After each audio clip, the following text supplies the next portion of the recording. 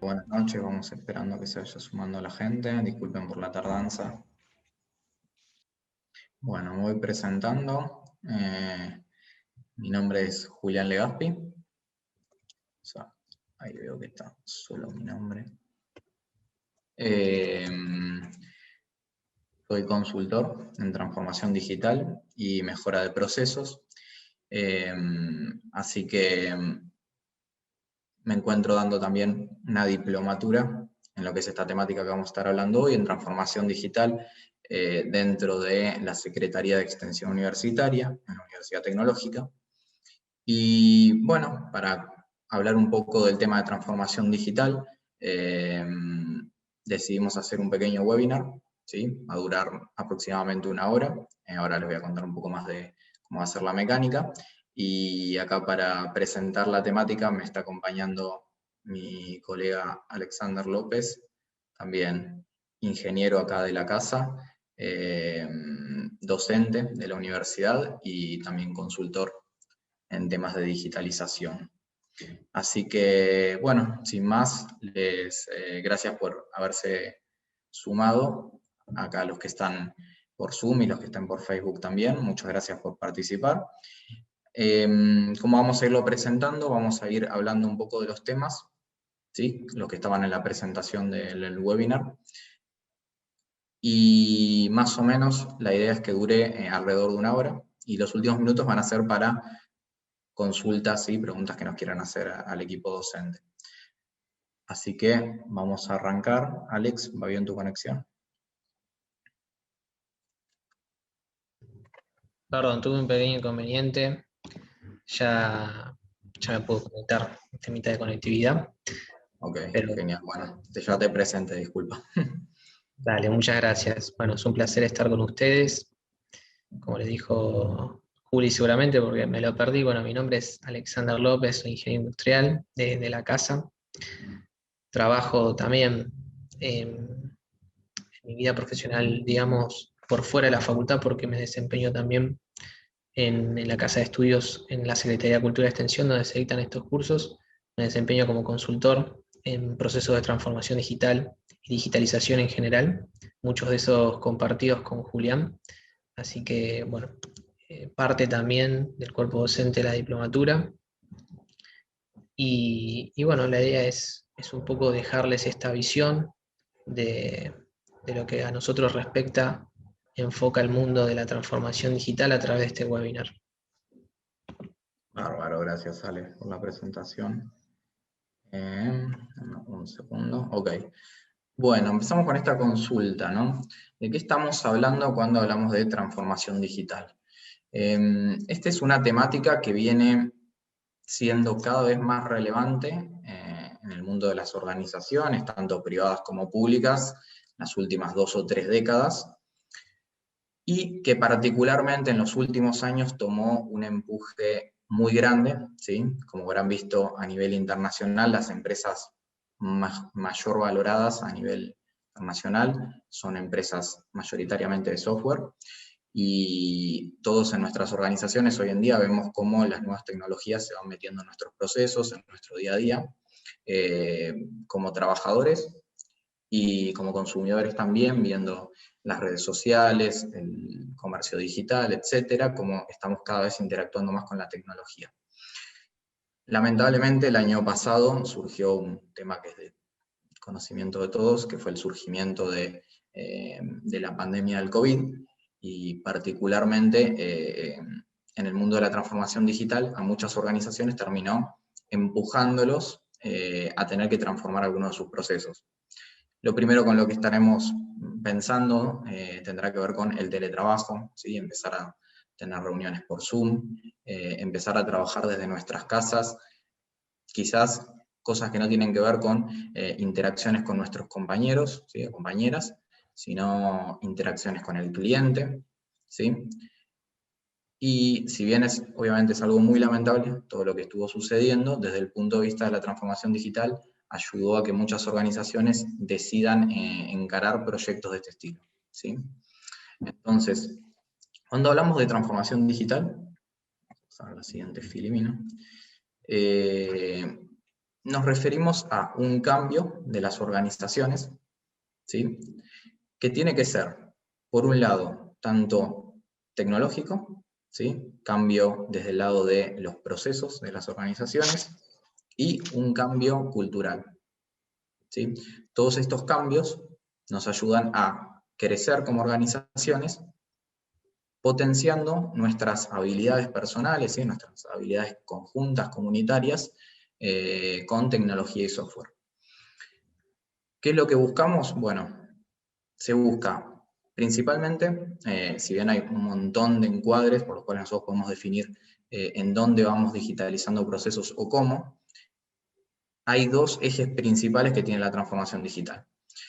Uno es la mejora de la experiencia de los usuarios y de los clientes, ¿sí? Trabajar puertas afuera y entregar una mejor experiencia a las personas que terminan siendo nuestros clientes, a las personas o a las organizaciones. Y después, puertas hacia adentro, nos encontramos con mejoras operativas, ¿sí? Mejorar la eficiencia operativa es otro de los grandes puntos en los cuales trabaja la transformación digital. Entonces tenemos puntos puertas adentro y puntos puertas afuera.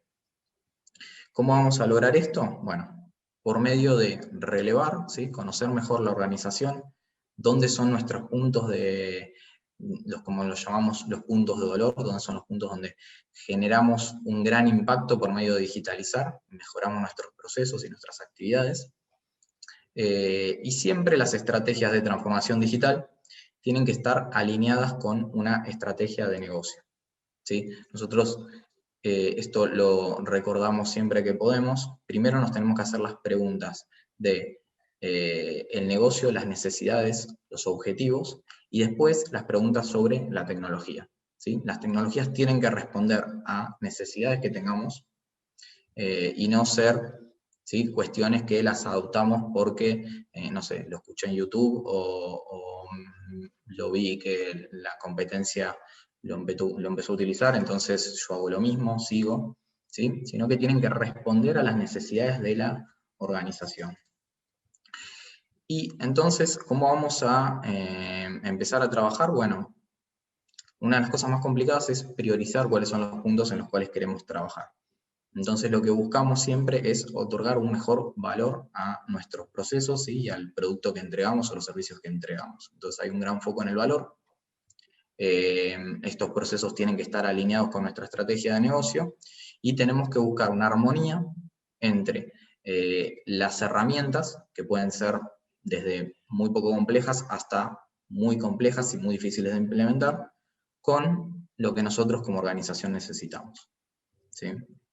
Entonces, la transformación digital es algo que vamos a estar todos transitando y es importante empezar a tener en cuenta todos estos conceptos lo antes posible. ¿Por qué? Porque la tecnología evoluciona muy rápido, como les va a comentar ahora Alexander, y es importante tenerlo en cuenta lo antes posible para empezar a trabajarlo. Gracias, Juli.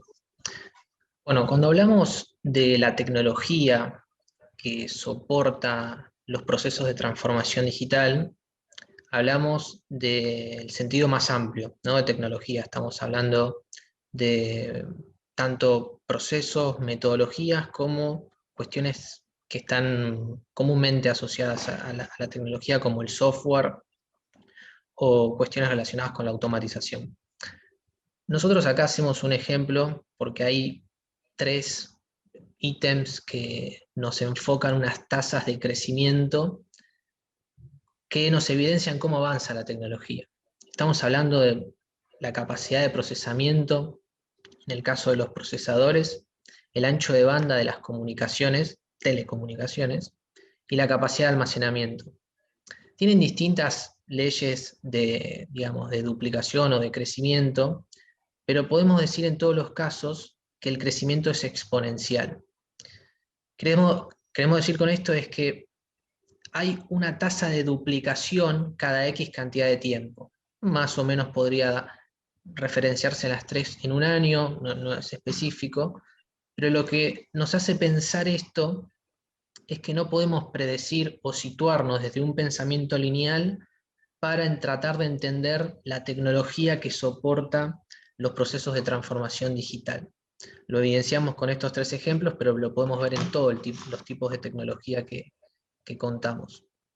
Si nosotros le preguntáramos a una persona quizás de 300 años atrás, le preguntáramos cómo va a ser el futuro dentro de 100 años, seguramente lo que prediga no iba a ser exactamente lo que se dio, pero iba a ser menos distinto, o la variabilidad sería menor, que si le preguntáramos a una persona de 200 para 100 años después, de 100 para después 100 años, o sea, siempre en un intervalo de 100, y ni hablar de si ahora nos preguntáramos dónde estaremos o cómo va a ser el contexto del futuro dentro de 100 años, claramente no podríamos predecirlo con un pensamiento lineal. Tampoco tiene mucho sentido intentar replicar, digamos, la ecuación de la función exponencial. El concepto es que la tecnología va a cambiar de forma exponencial y que sea cual sea el nivel de desarrollo, tenemos que tener puertas adentro, desde el interior, desde la persona y desde los sistemas empresarios y los sistemas organizacionales, la capacidad de reaccionar y adaptarnos. Por eso es que hablamos de este pensamiento exponencial. No quiere decir intentar predecir, sino tener esta capacidad de adaptación y de reacción. Avanzame, Juli, porfa. No. Ahí es donde, en este contexto, digamos, la realidad es, uno no le dice a la realidad cómo debe ser, sino que la realidad es, y tenemos que estar atentos a nuestra gestión de cambios y a nuestra gestión de comprensión del contexto y de la realidad. Surge la pregunta si yo puedo elegir, o qué grado de libertad, garantizando los objetivos de una empresa que tienen que ver con el crecimiento sostenido, ¿no? Crecimiento sostenido y sostenible. ¿Qué grado de libertad tengo para elegir cómo afrontar este camino? Bueno, nosotros llegamos a una conclusión, que es que podemos elegir a qué velocidad ir y con qué intensidad, pero no podemos ya, no tiene sentido elegir si debemos o no transitar este camino. La tecnología avanza en sí mismo con el sentido más amplio de la definición de tecnología, y los cambios ocurren.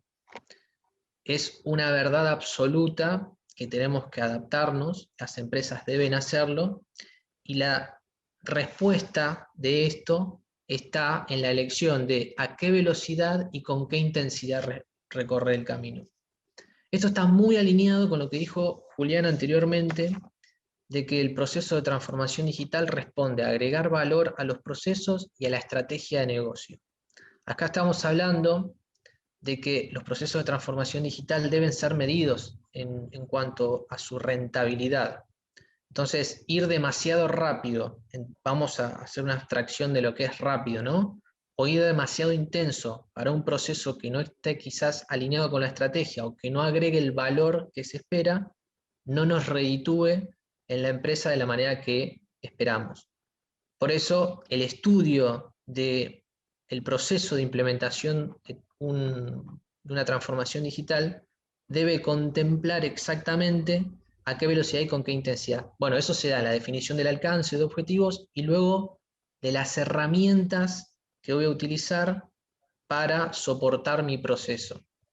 De eso es de lo que estamos hablando cuando trabajamos en transformación digital específica, ¿no? Proyectos puntuales. Vamos a hablar un poco de algunas tendencias de mercado, tendencias generales, que ya ni siquiera estamos hablando, cuando uno empieza a hablar de transformación digital, empieza a hablar desde ya algunos años atrás, hay distintos niveles, pero ahora estamos hablando de cuestiones muy actuales.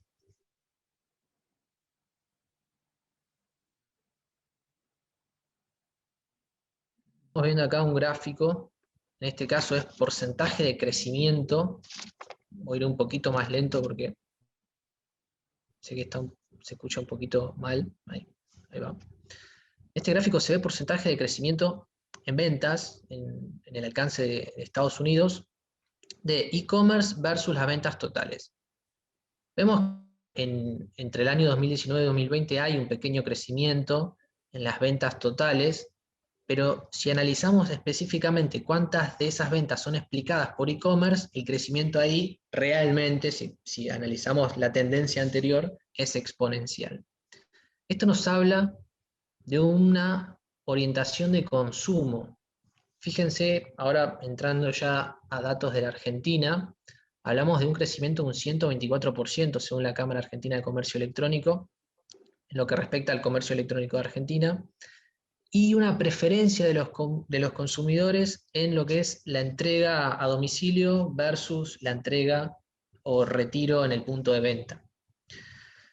Esta logística de e-commerce está estrechamente relacionada con procesos de transformación digital, porque para uno poder realizar un envío a domicilio necesita, digamos, digitalizar su proceso comercial teniendo en cuenta una tienda online, un sistema de envío, llámese Andreani, Oca o cualquier otro sistema de envío, donde debe trabajar con una forma de trabajo específica, ¿no? No es solamente que uno empiece a entregar a domicilio simplemente. Hay un montón de cuestiones técnicas y metodológicas que deben resolver. Por eso es que es necesario trabajar este proceso y soportar esta tendencia de e-commerce con una digitalización del proceso comercial. Ahí es donde las tiendas online empiezan a tomar esta importancia. Por otro lado, ahí si me avanzás un poquito, Juli, el crecimiento del e-commerce nos evidencian, nos plantean que hay un montón de expectativas que ahora las vemos acá evidenciadas por una investigación de Salesforce, que es un CRM de orden mundial, está en el top 3 de los CRMs que hoy por hoy se están posicionando en el mercado, y nos ofrece algunas estadísticas que hablan de la expectativa de nuestros clientes. Y como vemos, todas estas expectativas están orientadas a un proceso de transformación digital a través de e-commerce, o que deberían al menos trabajarse con una herramienta CRM o similar. Yo no podría trabajar todo este cumplimiento, y no solo cumplimiento, sino también superación de estas expectativas con un modelo de venta tradicional. Fíjense, hablamos de que el 56% de los clientes buscan activamente comprar en empresas más innovadoras. Bueno, esto es un tema que impacta directamente en el branding, en el posicionamiento de la marca. Pero por otro lado, tenemos espérenme un segundito, un 66% de los consumidores millennials. Fíjense que estos consumidores millennials son los que están tomando cada vez mayor porción del mercado. Es por una cuestión simplemente demográfica, hay que ver el caso particular del país y la zona, pero es una muy buena aproximación tenerlos como referencia. Esperan respuestas e interacciones en tiempo real. Fíjense, ¿cómo cumplir esa expectativa si yo no tengo un concepto de omnicanal que me permita trabajar en este tiempo real? ¿No? No solamente el concepto, sino también los canales implementados. Esto también, abrir un canal, representa la responsabilidad de atenderlo de forma responsable, con las métricas que tengo que cumplir, y a eso me va a requerir procesos también, implementación de procesos. O sea que yo necesito, fíjense, para soportar estas expectativas, atravesar este proceso de transformación digital, en este caso en la parte de venta. Tenemos otras estadísticas que nos hablan también de, por ejemplo, el miedo o la incertidumbre con respecto a los datos, ¿no? Lo que es el compromiso de dejar un dato personal. Ahí hay una estadística que dice el 62% de los clientes dicen que ahora tienen más miedo de que sus datos se vean comprometidos, pero a la vez el 61% de los millennials está feliz de compartir el dato si ese dato conduce a una mejor experiencia, una experiencia más personalizada. Y fíjense, ¿cómo puedo yo personalizar la experiencia si no uso los datos? Yo necesito usar datos, y para tener datos, y en gran medida, para poder hacer inferencia estadística y sacar conclusiones, necesito tener un sistema que los recabe. Y para eso necesito modificar mi proceso comercial. y ni hablar del cambio cultural en las personas que aportan valor en el sistema comercial. Bueno, estas son algunas de las tendencias, más que nada orientadas al mercado masivo, que nos indican que no solamente por una cuestión de empuje de la tecnología, sino también por una cuestión de empuje de las preferencias y expectativas de los consumidores, las empresas deben trabajar y empezar a considerar este camino. En este caso, bueno, lo orientamos al mercado de consumo masivo. No obstante, igual podríamos considerar, acá hay una estadística muy interesante que habla de que el 72% de los consumidores y el 89% de los compradores B2B dicen que esperan que las empresas comprendan sus necesidades y expectativas únicas. Hablamos de personalización. Fíjense que menciona el mercado B2B. Acá podemos abrir, o sea, acuérdense que estamos hablando de pensamiento exponencial. Todos conocemos que las cadenas de distribución tienen distintos niveles, pero ni siquiera estamos reduciendo los canales de venta digital a un nivel minorista o de B2C o venta, digamos, de consumo masivo, sino también esto empieza a ser, digamos, visto de forma seductora por los que integran el mercado B2B o venta a otras empresas.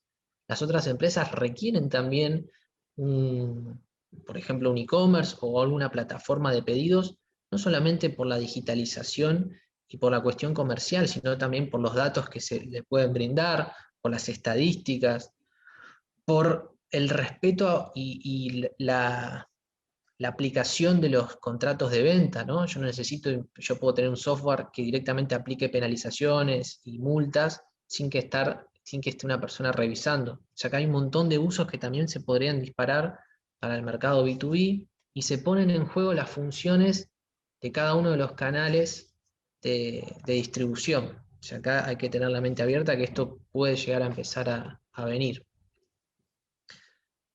Bueno, acá sí Buenísimo. vamos a comentar otros servicios también que están como tendencia.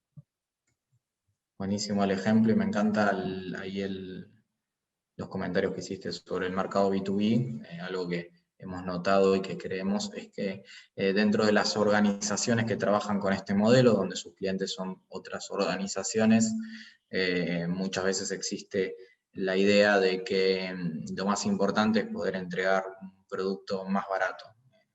Y lo referimos todo al precio y muchas veces el nivel de servicio queda en un segundo lugar.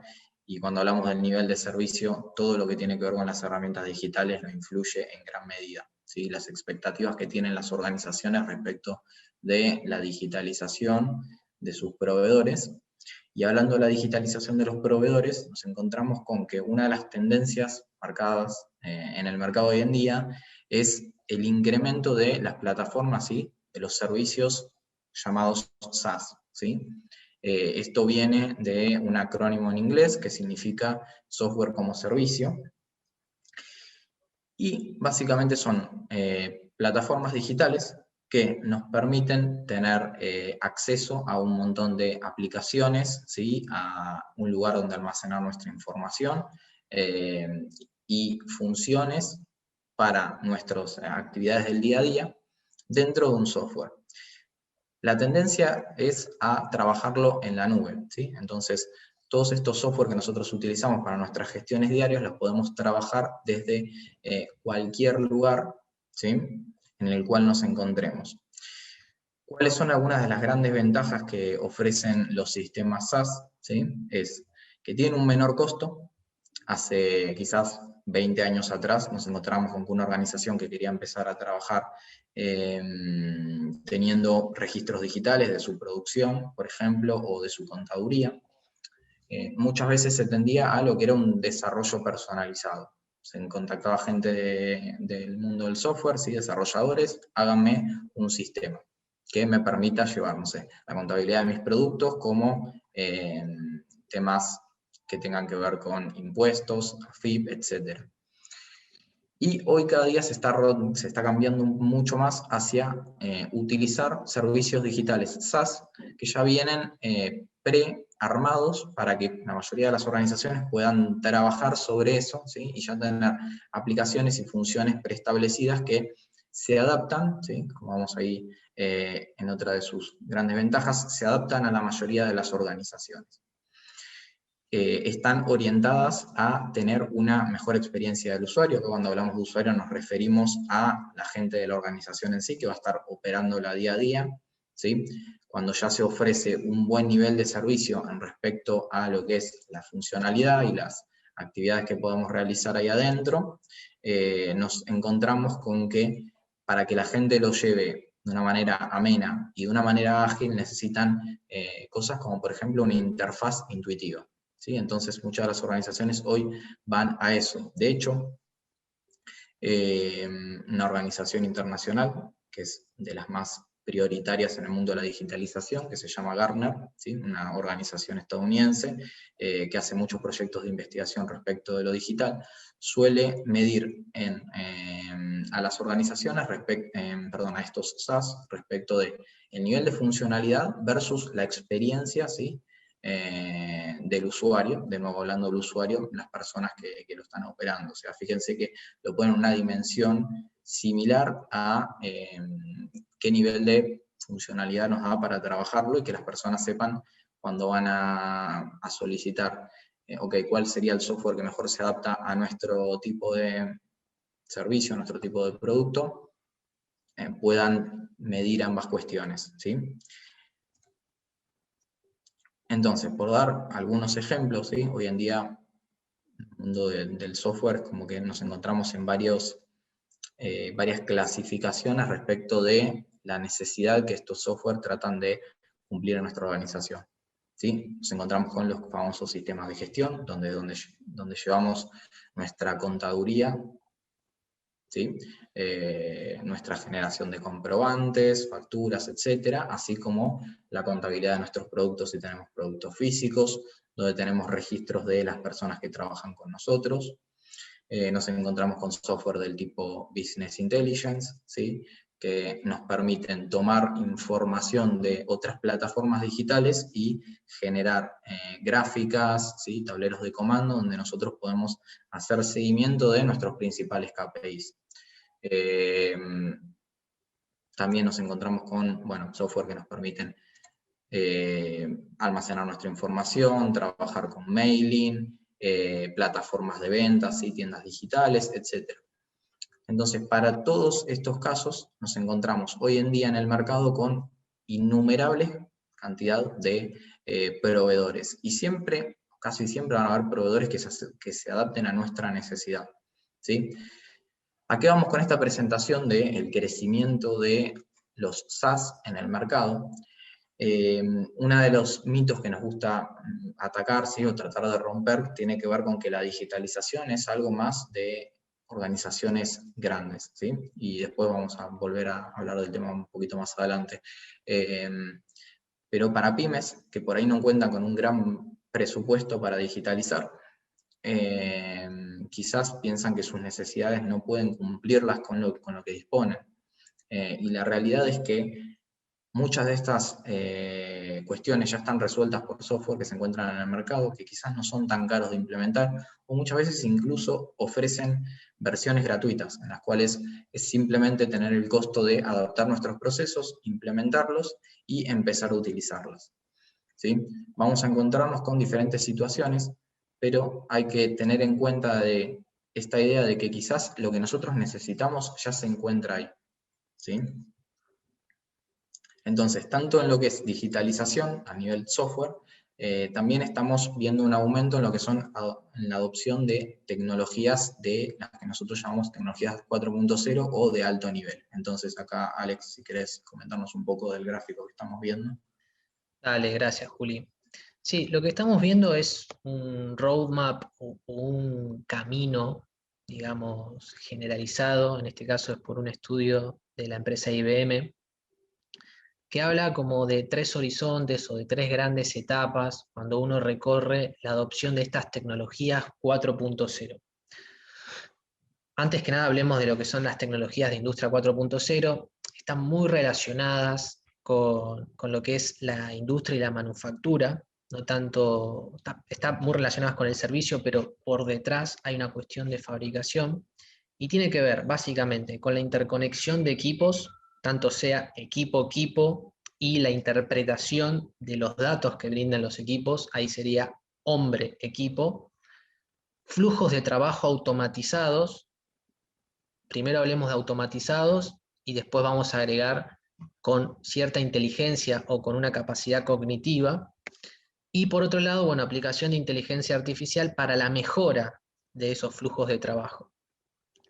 En esto se involucra muchísimo la utilización de los datos y bueno, ahora vamos de vuelta, digamos, a las tres etapas y vamos a encontrar una primera etapa donde se va a invertir la gran mayoría de la inversión, o sea, la primera etapa se va a llevar el mayor esfuerzo en todo sentido en cuanto a lo que es la parte ingenieril y lo que es el desembolso de dinero. Tiene que ver con la interconexión prácticamente física de los equipos. Estamos hablando de la infraestructura que está a pie del proceso. Esto tiene que ver con sensores y actuadores que estén controlando las variables críticas del proceso. Puede ser algún grado de automatización en el procesamiento o la transformación física de esos elementos, ya sea con alguna línea de producción o alguna célula de fabricación cuasi totalmente o semi-automatizada. Digo, podría ser, no sé, un centro de mecanizado o un torno de CNC, o podría ser algún tipo de proceso que se aplique al producto en la cinta de transporte, una línea continua, o podría ser una válvula que regule el flujo de algún fluido, hablando de caudal o alguna otra variable. Bueno, la interconexión de todos estos equipos ya tiene que ser con visión a una infraestructura de red. O sea, yo tengo que ir armando esa infraestructura, ver cómo se van a comunicar entre ellos cerca del proceso para las decisiones que están ahí, y luego cómo va a ir esa información, y la idea ya es visualizar un envío a la nube, ¿no? Vamos a ver que hay distintos proveedores, y ahí arranca la segunda etapa, donde yo trabajo con esos datos, no a pie de máquina, no quizás en tiempo real, sino con los datos más generalizados. Trabajo en la toma de decisiones, la optimización de la toma de decisiones. Acá ya estamos hablando generalmente de una infraestructura que, en vez de estar orientado a lo físico, está un poco más orientado a lo no tangible o al software. Empiezan a aparecer algunos flujos de trabajo automatizados, tanto sea de aplicación en el proceso, como también flujos de trabajo que involucren a una persona. Esto podría ser, por ejemplo, que con una venta que se dé en el portal de venta se dispare automáticamente una orden de producción o se modifique el plan de producción, que va a estar totalmente digitalizado, y que eso impacte en la adquisición de alguna materia prima que se va a recibir, y hasta se podría recibir y ubicar en mi almacén de una forma digital. Yo podría ser consciente de ese stock de una forma digital. Entonces, para tomar conciencia y aplicar mejores decisiones, tendría que desarrollar esa lógica y ese software que está en el nivel 2. Y en un nivel 3, ya cuando esta segunda etapa está resuelta, empiezo a aplicar aprendizaje cognitivo, empiezo a aplicar inteligencia artificial, para, digamos, llevar al proceso y a la empresa en todo sentido a su máxima expresión. Obvio que no todas las empresas tienen que recorrer estas tres etapas hasta la última para ser eficientes y estar alineadas. Acuérdense que siempre hablamos de que la herramienta tiene que estar totalmente en consideración con los objetivos de la empresa y el valor agregado que se puede dar. En algunos casos llegaremos a la conclusión de que no se justifica. Lo que queremos concluir acá, y tiene que ver mucho con la adopción de las SaaS, es que tanto sea en el nivel 1 como en el nivel 2 y hasta en el nivel 3, no necesariamente las grandes empresas son las únicas que pueden acceder a estos servicios. Si bien hay distintos tipos de niveles y de niveles de costos, para hablar así, de complejidad, cada vez hay más soluciones para distintos tipos de casos y hasta podemos encontrar, por mencionar algunos, en el primero, en la banda superior que dice contactar a BlockTrack, bueno, es una empresa que brinda a través de un cifrado blockchain, lo que le da confianza, la emisión de distintos tipos de certificaciones. Se pueden aplicar en instituciones educativas o alguna empresa que brinde un servicio que deba ser certificado. Entonces, bueno, simplemente con tomar el servicio que ofrecen y algunas implementaciones puntuales, pero yo podría como empresa acceder a una tecnología, digamos, de punta como blockchain, o sea, tiene una aplicación puntual disponible, no es ciencia general o ciencia abstracta, sino que ya está aplicada y disponible también. Podemos mencionar, por ejemplo, el chatbot de IBM, Watson, eh, que ya está, digamos, disponible para ser adquirido, que tiene muchos sistemas cognitivos de aprendizaje para, bueno, obviamente responder las consultas de los clientes, tiene muchísimos algoritmos de inteligencia artificial ya incorporados y también está disponible para ser adquirido, o el sistema COFAX para capturar datos a través de lo que se llama tecnología OCR, donde yo parto de una imagen y la transformo a un símbolo identificable por una computadora. Por ejemplo, leer un documento papel como un remito, identificar el nombre de la empresa, los tipos de productos, las cantidades, los precios, y así llevarlo a mi sistema digital. Todos estos servicios como software están disponibles. Y haciendo una pequeña mención, porque no lo queremos dejar de lado, a las industrias, a las tecnologías y a las herramientas de Industria 4.0 más relacionadas con la parte de infraestructura física, si bien requieren obviamente un estudio y una ingeniería específica donde hay que ver el caso particular, cada vez hay más empresas que realizan este tipo de servicios porque las tecnologías que las soportan son cada vez más abiertas. Estamos hablando de protocolos abiertos, estamos hablando de que las placas que soportan la electrónica son cada vez más estandarizadas. Entonces, los costos para la implementación de la infraestructura física tampoco son por defecto impagables. O sea, hay que vencer ese posicionamiento de ese lugar que nos deja fuera y empezar a considerar que de ser necesario habría que hacer el estudio y quizás existe una relación costo-beneficio con el correspondiente retorno a la inversión que haga que la empresa pueda ir a ese lugar, inclusive siendo una pyme. Sí, eso está muy bueno y perdón, no lo mencioné antes.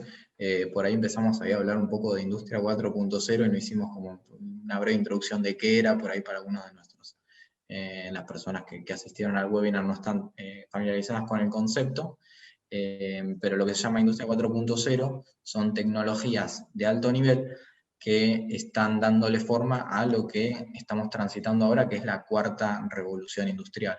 Y muchas de las tecnologías de las que estuvo recién hablando Alexander son las tecnologías que están siendo por ahí protagonistas de este cambio, ¿sí? Recién mencionaba poder tener IoT, ¿sí? O IoT industrial, en el cual nosotros tenemos Internet relacionadas a nuestra producción en sistemas físicos, ¿sí? Inteligencia artificial, blockchain, y está muy bueno el comentario que haces y yo me voy a seguir avanzando con esa idea de que para mí, para nosotros, digamos, hay como mucho miedo cuando, o por ahí falta de conocimiento respecto a estas industrias de alto nivel, y lo que creemos es, como decía Alexander recién, es que muchas cosas o son como o conceptos abstractos o son solo aplicadas por organizaciones de alto nivel, ¿sí? Empresas grandes.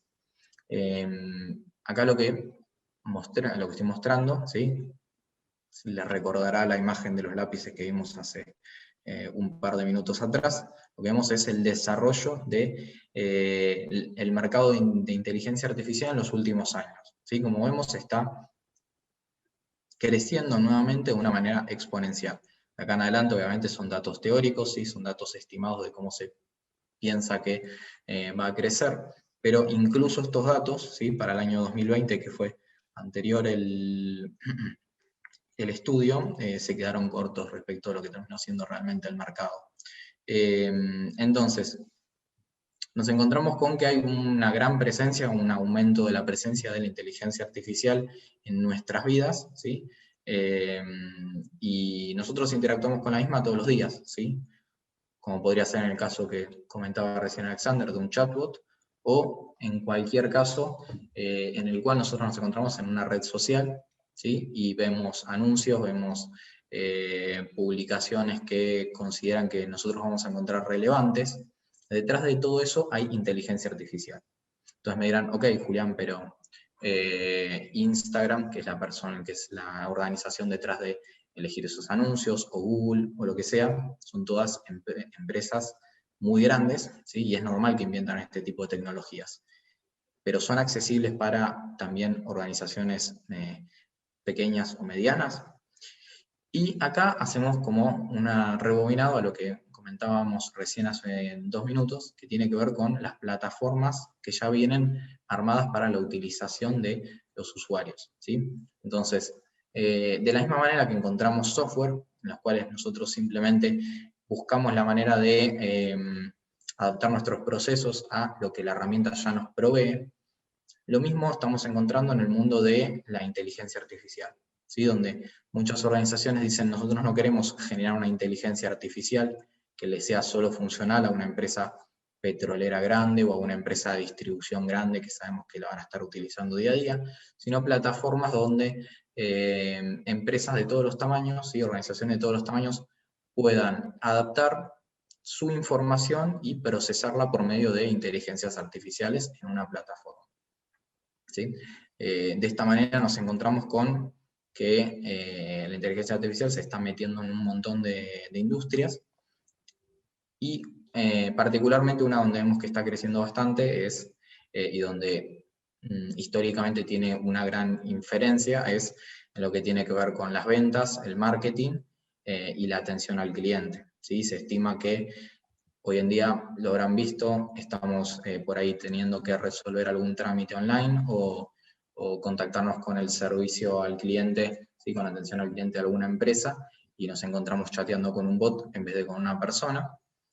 Y bueno, las predicciones estiman que la gran mayoría de las interacciones en un futuro, en cualquier nivel de organización, se van a dar con bots en vez de con humanos, ¿sí? Esto es una de las funciones que más hoy en día se está tendiendo a automatizar. Pero eso no significa que otras industrias no se queden atrás, ¿sí?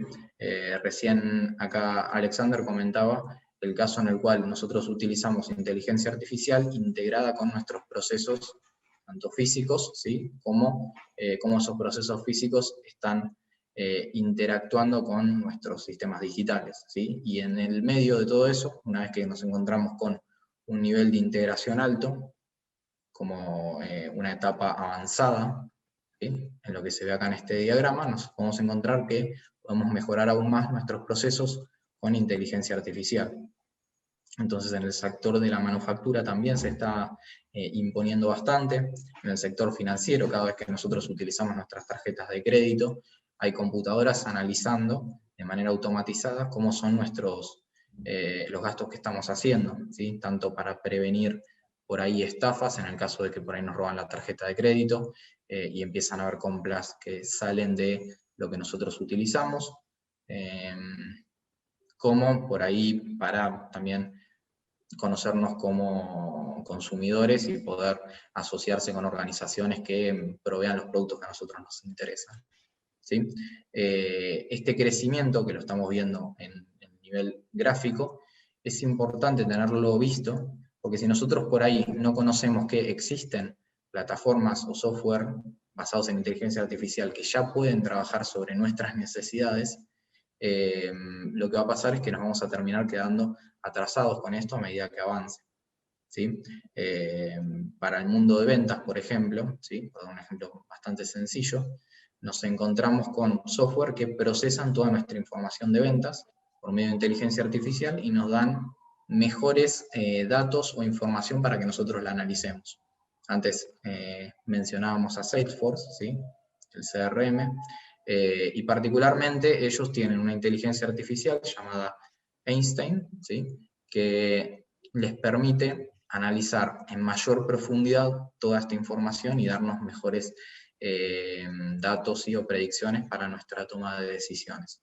¿Y cómo se puede lograr eso? Por medio de la inteligencia artificial, que es conocida por requerir mucha información y muchos datos para poder ser efectiva, de una manera comunitaria, en la cual quizás nosotros aportamos cierta cantidad de información, pero de manera comunitaria muchas empresas van alimentando, ¿sí? Y entrenando esas inteligencias artificiales para que nos conozcan, ya sea como sector o como organización.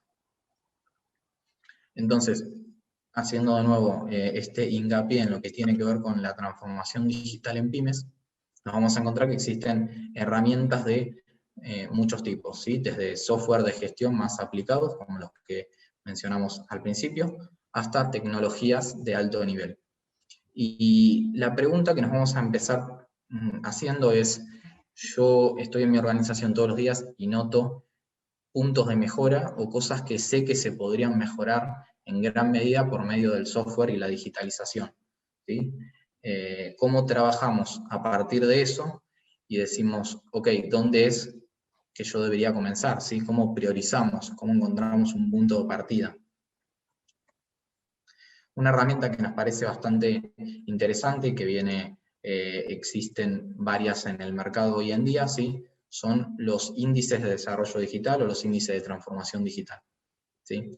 A través de ciertos cuestionarios o cuestiones que nos consultan a nosotros como organizaciones, van conociendo qué nivel de desarrollo tenemos, ¿sí? Y a partir de eso nos nos dan un diagnóstico y nos dicen, ok, ustedes podrían mejorar tanto o se encuentran en una situación beneficiosa o una situación en la cual deberían estar empezando a digitalizar hoy, ¿sí?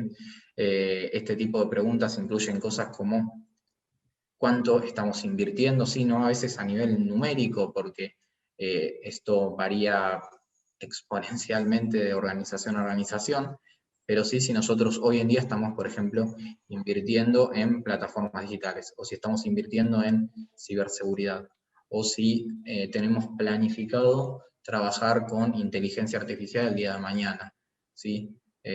Si tenemos diversificado nuestras fuentes de datos, etcétera, un montón de información de digitalización que son preguntas que puede responder cualquier tipo de organización sin importar el rubro en el que estén trabajando, ¿sí?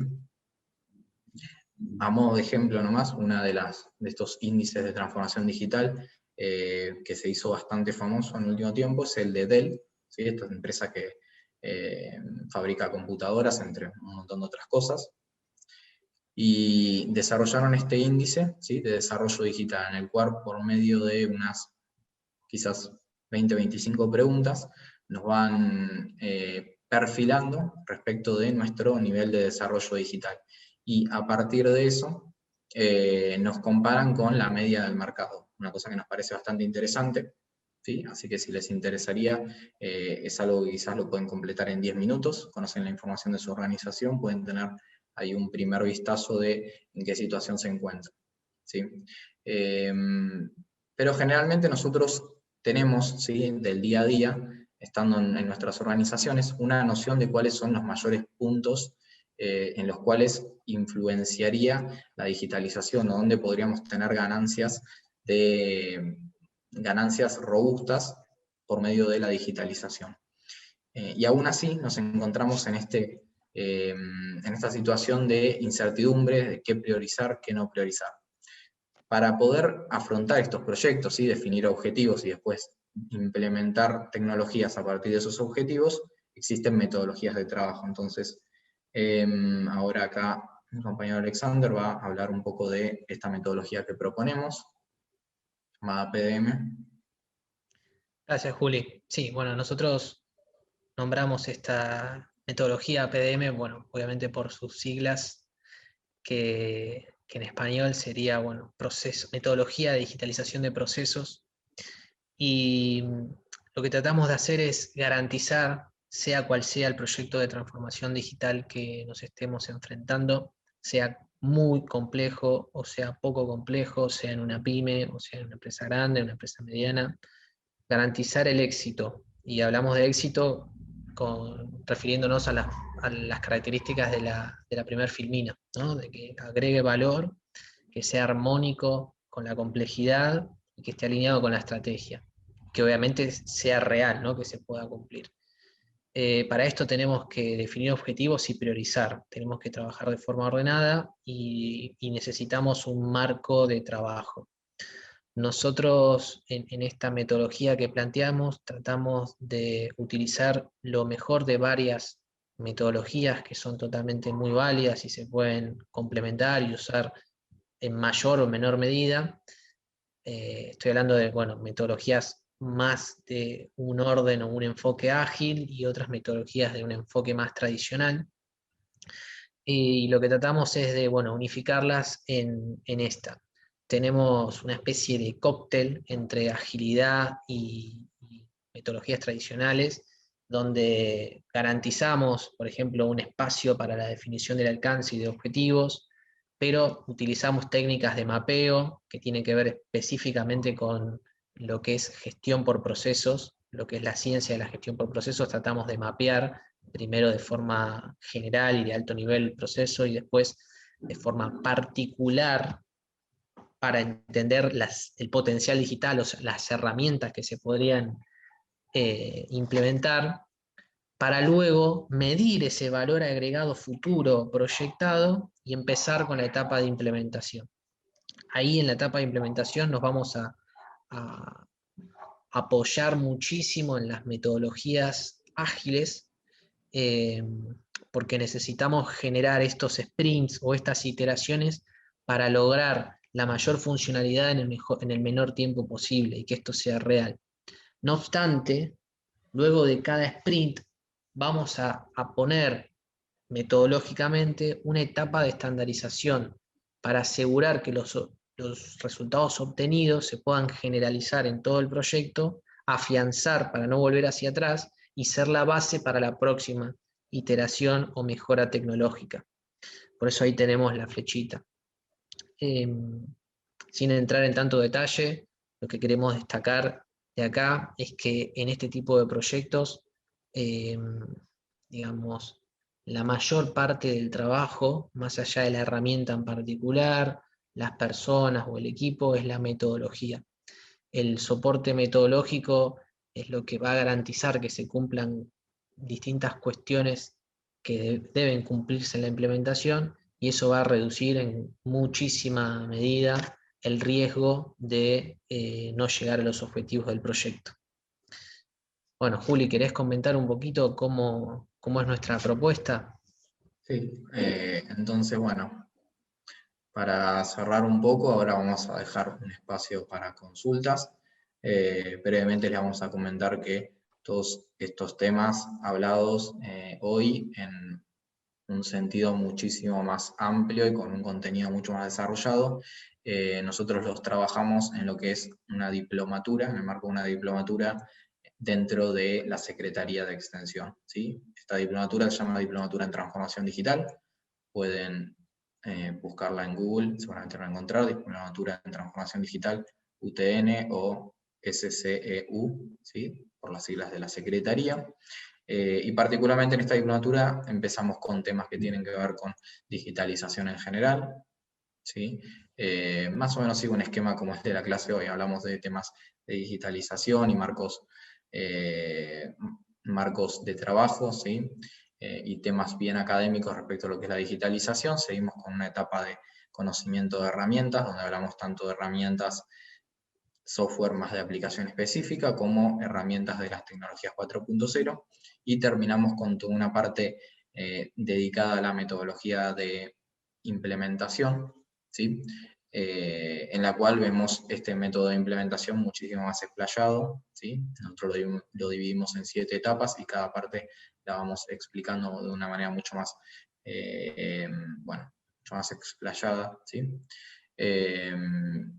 Y lo que nos resulta interesante es que al final del curso trabajamos con proyectos reales, ¿sí? En los cuales ustedes puedan analizar por medio de esta metodología sus propios sus propios procesos en su organización y sus propios proyectos de digitalización y reciben feedback de cómo podrían trabajarlos.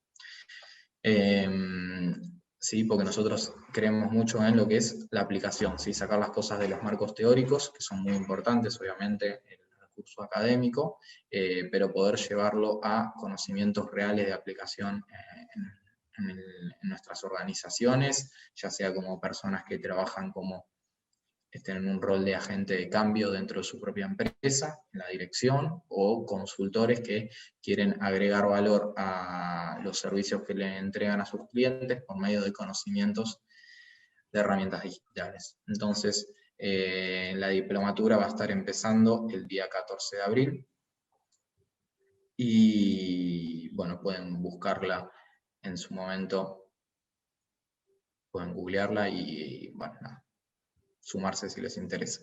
Entonces voy a abrir el área de preguntas, no sé si quizás dejaron preguntas algunos y este es su momento, si no.